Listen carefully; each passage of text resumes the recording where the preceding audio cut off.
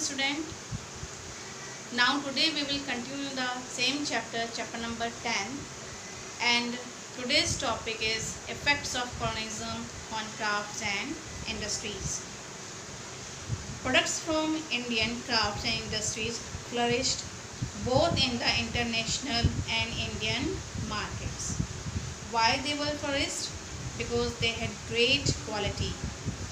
So they were preferred by most of the countries. Means so many Indian products were demanded by different parts of the world. But before Britishers came to India, their trade was mostly in favor of artisans and craftspersons. So many products like handicrafts, calico, muslin, wool, silk products, as well as metal works of iron and steel, copper, brass, gold and silver were also in great demand. But unfortunately, the company's policy led to the destruction of Indian crafts, cottage industry and artisanship. So, how did colonialism systematically destroy Indian crafts and industry? How they destroyed the Indian crafts and industry. 2 points are there. First one is promotion of machine-made articles at cheaper rates. The main purpose of the British colonialism was to expand trade in India. As already we have discussed in different chapters, Indian crafts and industries dominated the Indian market when the British came to India.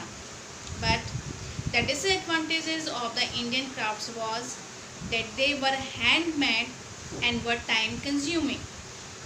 This made them expensive. So British brought machine made goods from England, which was cheap. When was the demand for such clothes or such items increased, slowly this led to the shutdown of textile industry and the end of Indian crafts. Secondly, imposition of very heavy duty on Indian goods. The Indian silk and cotton textile was destroyed with imposition of very heavy duty on Indian goods. The high import duties and other restrictions imposed on the import of Indian goods into Britain and Europe led to the virtual closing, instant closing of European markets to Indian manufacturers after 1820.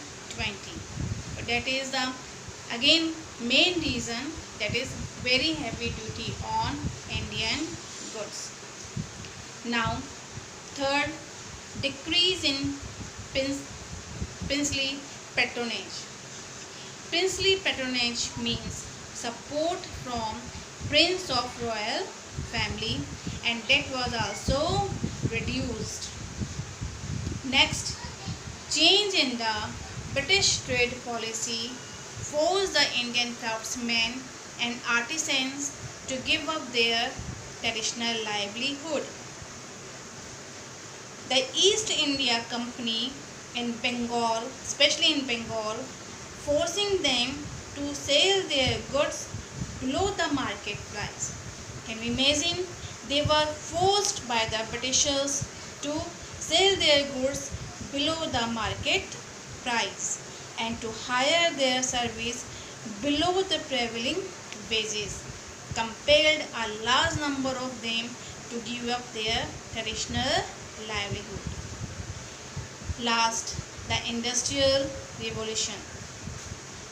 The Industrial Revolution, again one of the major cause of destruction of Indian crafts and industries in India.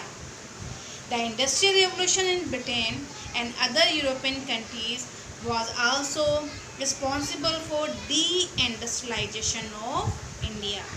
First of all, you should understand the meaning of Industrial Revolution. Industrial Revolution means the rapid development of industries that occurred in Britain.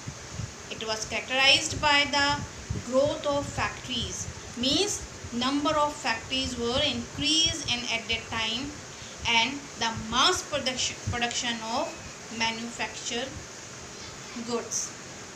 And deindustrialization means reduction of industries. Reduction of industries in India. That is the main reason, reduction of industries, because of industrial revolution in Britain. Thank you and have a nice day.